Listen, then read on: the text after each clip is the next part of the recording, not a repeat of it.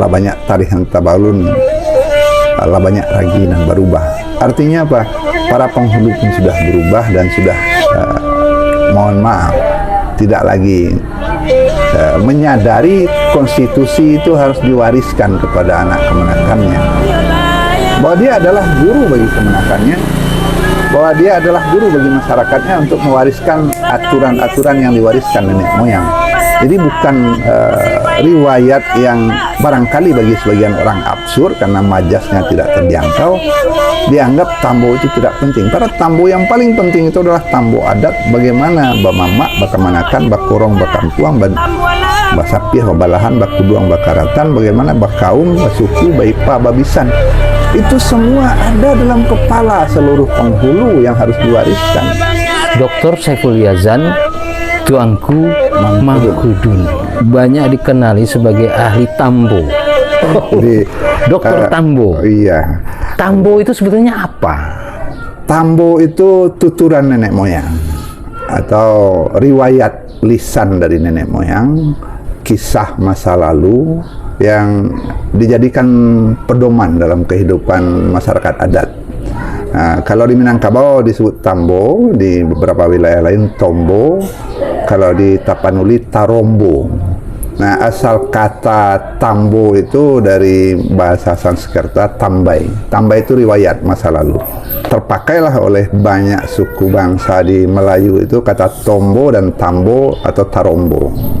Isi yang paling dikenal oleh masyarakat itu riwayat masa lalu, riwayat kedatangan nenek moyang, baik dalam sebuah wilayah atau dalam sebuah nagari kecil. Jadi ada tambo bertingkat-tingkat. Di nagari ada, di Luha ada, kalau di Minangkabau ada tambo Minangkabau. Tapi itu hanya tuturan awalnya. Tuturan lanjutannya lebih banyak tentang cara hidup, atau kalau bahasa seorang peneliti Jepang itu konstitusi sebuah kebudayaan, aturan-aturan dasar dalam adat. Berapa macam ada tambo di Minangkabau ini, Tuanku? Kalau kita mengatakan macam atau ragamnya, saya menemukan sekitar 9 setidaknya, 9 variasi. Ada variasi tambo yang global, ada yang khusus di masing-masing wilayah, dan ada yang segmen-segmen isi tertentu. Tambo yang paling dikenal oleh masyarakat Minangkabau itu dikatakan tambo Minangkabau, ada 2 isinya. Yang pertama itu dikatakan tambo alam. Tambo alam itu riwayat, tuturan, kisah perjalanan nenek moyang ketika awal-awal mendirikan yang dinamakan masyarakat Minangkabau. Tambo alam itu kalau dalam bahasa adatnya pusek jalo pumpunan ikan dari riwayat nenek moyang. Nah, kemudian sejalan dengan tambo alam itu dituturkanlah tentang aturan-aturan adat. Termasuk di sana ada undang-undang tentang nagari, undang isi nagari sampai undang 20, dan sistem kemasyarakatan dan sebagian sistem kerajaan. Itu dikatakan tambo adat. Jadi dalam tambo Minangkabau itu ada 2 isi, tambo alam Minangkabau dan tambo adat Minangkabau. Ini yang menjadi induk atau bahagian besar dari cerita riwayat nenek moyang orang Minangkabau. Itu menjadi rujukan dari 7 tambo yang lainnya. Nah, yang 7 itu yang dikenal oleh para penghulu, guru-guru adat, ada dikatakan tambo luha. Ada 3 tambo luha. Tambo luha agam, tambo luha 50, dan tambo luha tanah data. Nah, itu isinya lebih banyak kepada silsilah. Silsilah para penghulu, silsilah nagari-nagari, relasi antar nagari-nagari di masing-masing luha itu.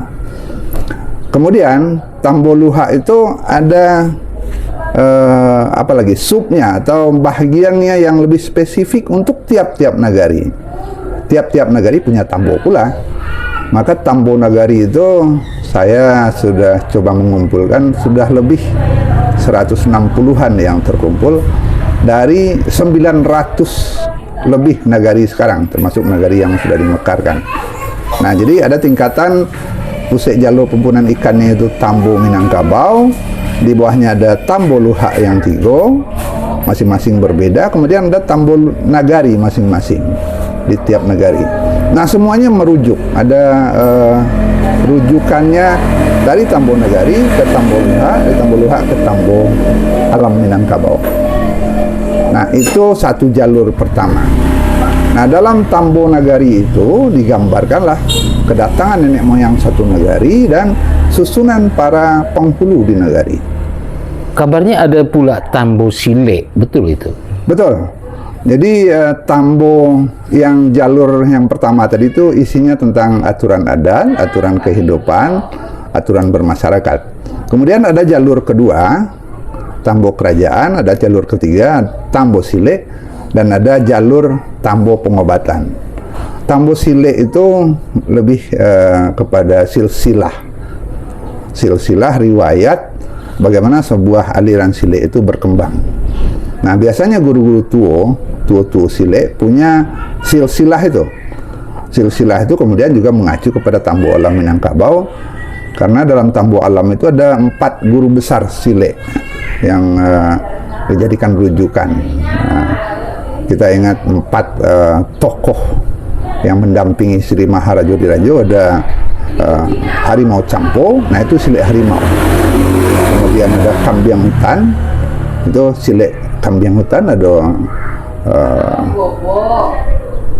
Anjang Mualim, ada Kambiang Hutan, ada Kuciang. 4 panglima Sri Maharajo Dirajo itu jadi rujukan Tambo Sile. Masing-masing itu menjadi aliran Sile yang kemudian berkembang. Sayang itu agak rahasia, tidak dijadikan konsumsi umum karena jadi kekayaan tua Sile. Dalam penelitian tuanku, itu ditemukan enggak tambo-tambo yang disebutkan tadi? Iya, masih ada? Kita bersangka baik bahwa para tua Sile itu memiliki. Mereka tidak mau memberikan, memperlihatkannya kalau kita meminta sebagai peneliti. Kecuali kalau kita mau jadi murid saksian. Dan pada tingkat tertentu akan diperlihatkan tambo itu, silsilah itu. Tambo itu lazimnya adalah tuturan lisan. Jadi kalaupun tidak ada yang tertulis, tuturan lisannya itu masih ada. Siapa gurunya, kemana dia merujuk, di mana sasaran tuonya, di mana asal muasal silenya. Tambo Alam itu, apakah kita membacanya seperti apa yang tersurat? Tambo Alam itu sebenarnya lebih banyak isinya majas, kiasan tentang awal berdirinya masyarakat Minangkabau. Karena ada majas-majas yang menjelaskan ini dilahirkan ketika masyarakat sudah Islam. Ada perkembangan terus-menerus lisan itu dalam tambo. Saya menemukan tambo yang sudah ditranskripsikan tahun 1600-an itu berubah dengan tuturan tahun 1800-an, apalagi tahun 1900-an yang sudah bergabung dengan tulisan Latin. Tulisan sebelumnya kan Arab Melayu atau tulisan Jawi. Jadi tuturan itu juga mengalami perubahan sesuai zamannya. Maka majasnya juga berubah. Barangkali Mak Kari ingat sebuah pantun lama tentang bahwa tambo itu sering mengalami distorsi.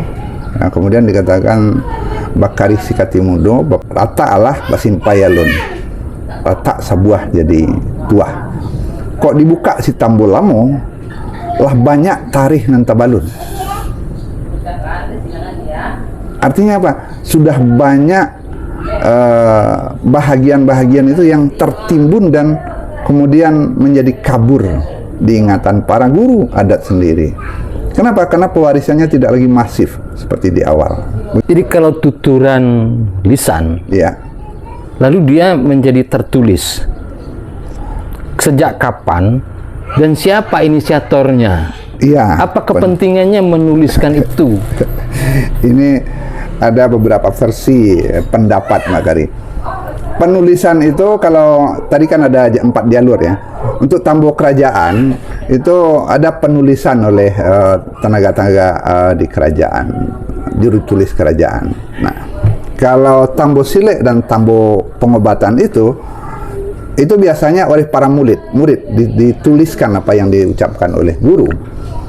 Nah, untuk Tambo Adat penulisan itu baru terjadi tahun 1800.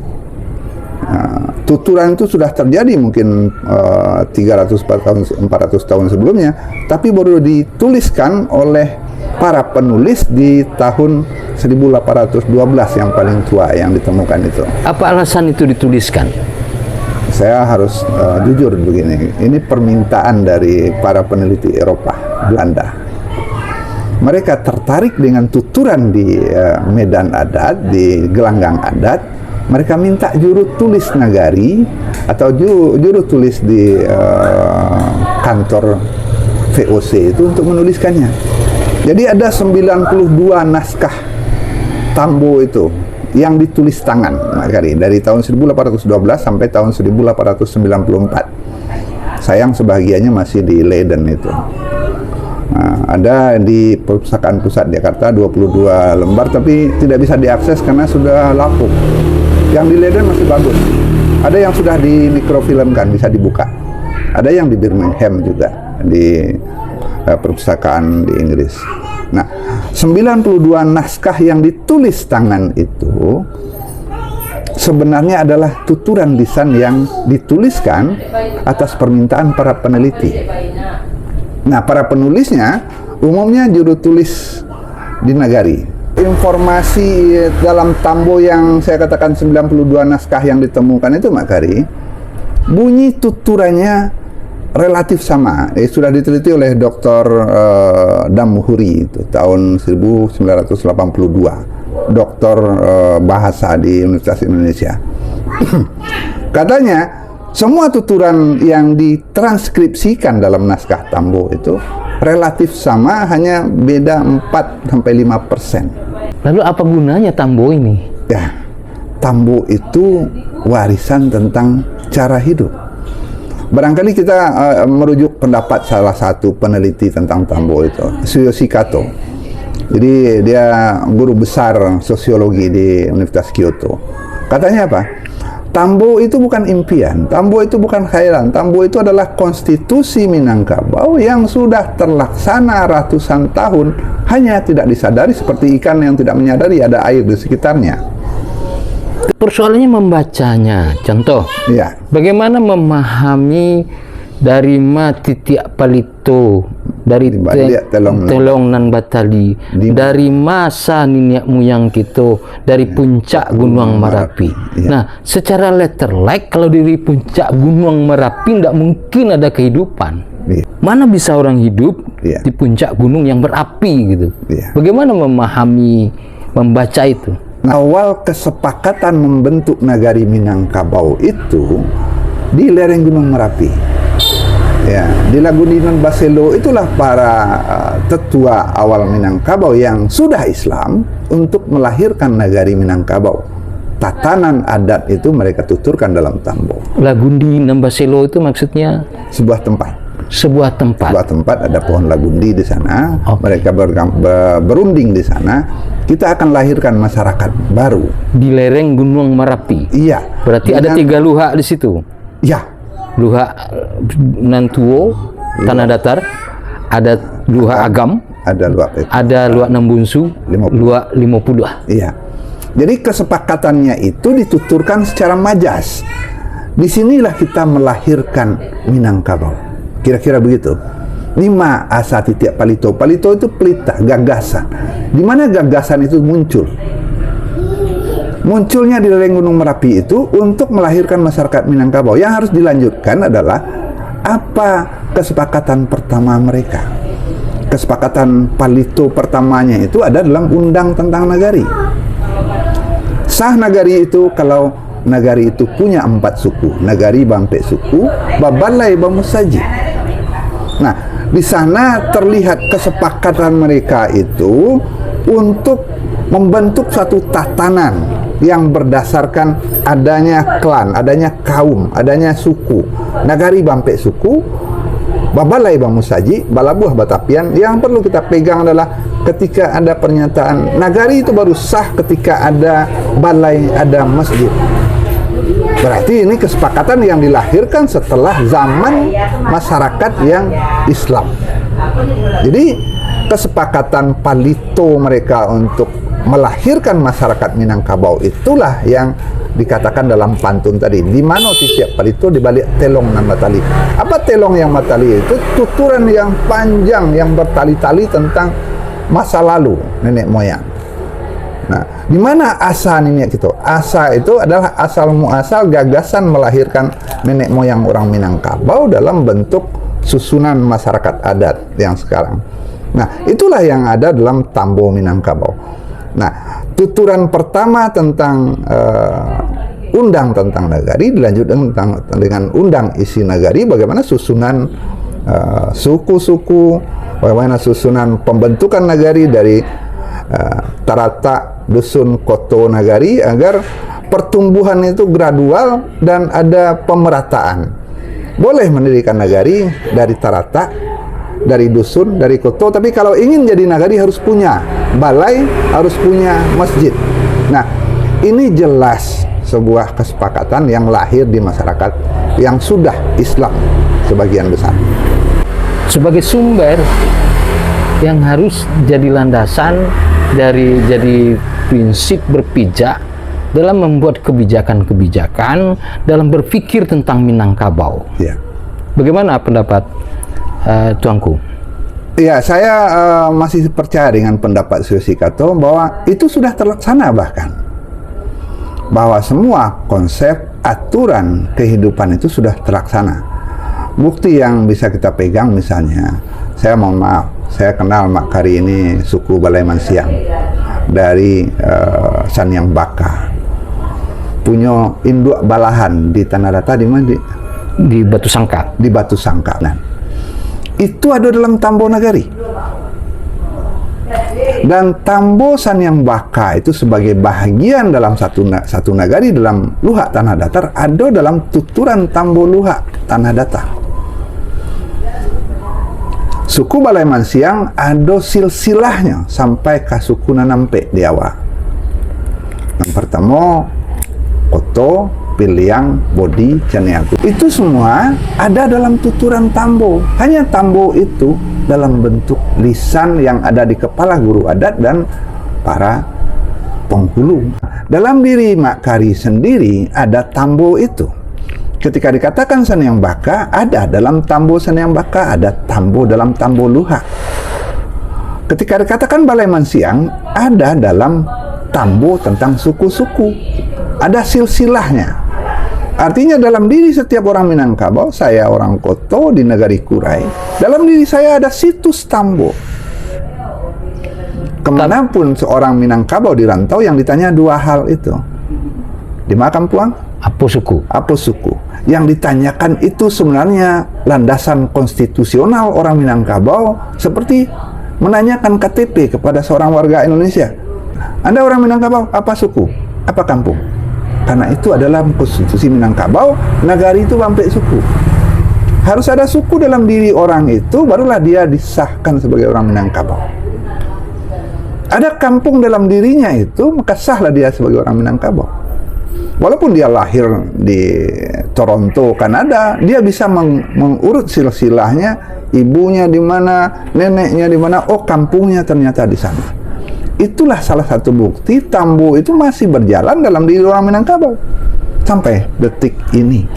Tapi dalam pelaksanaan, Ya, rujukan dari pelaksanaan dan menjalani kehidupan itu, tampaknya Tambo itu hanya menjadi sejarah. barangkali kalau kita melihat dalam perspektif tertulis, iya.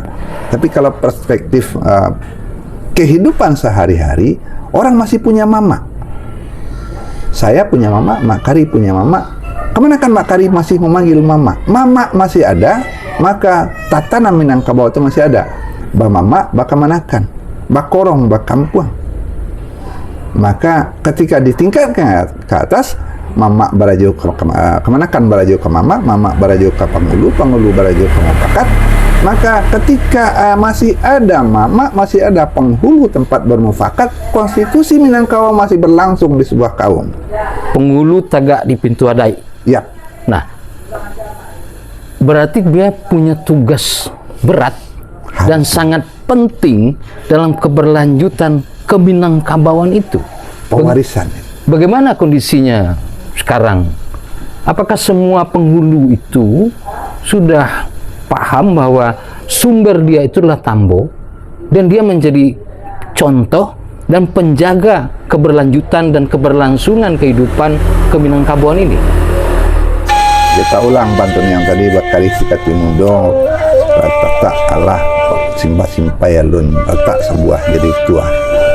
Kok dibuka Istanbul lamo lah banyak tarihan tabalun, lah banyak ragi dan berubah. Artinya apa? Para penghulu pun sudah berubah dan sudah mohon maaf tidak lagi menyadari konstitusi itu harus diwariskan kepada anak kemenakannya, bahwa dia adalah guru bagi kemenakannya, bahwa dia adalah guru bagi masyarakatnya untuk mewariskan aturan-aturan yang diwariskan nenek moyang. Jadi bukan riwayat yang barangkali bagi sebagian orang absurd karena majasnya tidak terjangkau, dianggap Tambo itu tidak penting. Karena Tambo yang paling penting itu adalah Tambo adat, bagaimana bamama, bakamanakan, bakorong, bakampuang, basapih, babalahan, bakuduang, bakaratan, bagaimana bakaum, basuku, baipa, babisan. Itu semua ada dalam kepala seluruh penghulu yang harus diwariskan. Kalau tidak diwariskan, maka dia sudah melanggar sumpahnya sendiri. Dan bisa mendapatkan sumpah kewi. Iya. Kate hendak berpucut, Ke bawah hendak berurip, di tengah digerak sumpah. Itu yang terjadi bagi mereka yang melupakan sumpahnya, bahwa adat ini dipakai baru. Siapa yang akan memakai? Ya para penghulu memakainya. Memakai itu bukan hanya dalam pakaian, bukan hanya dalam tutur kata, dalam sikap, tapi juga memakainya untuk mengelola anak kemenakan Kampuang Korong Nagari. Nah, memakai dalam tata kehidupan itu mungkin sebagian besar yang sudah melupakan.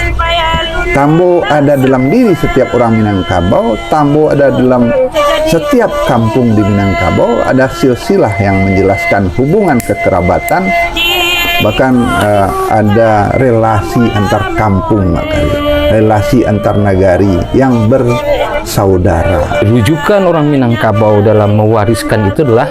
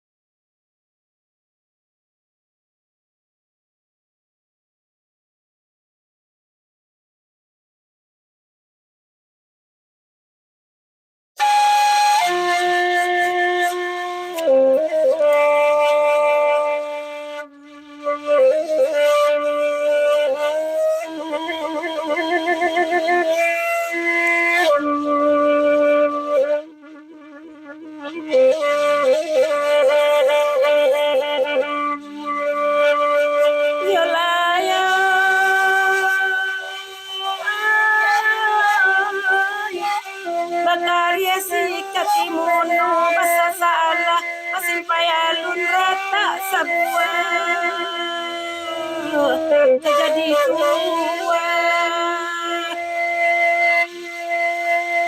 jika dibuka tambah lamune lah banyak tarik dan batu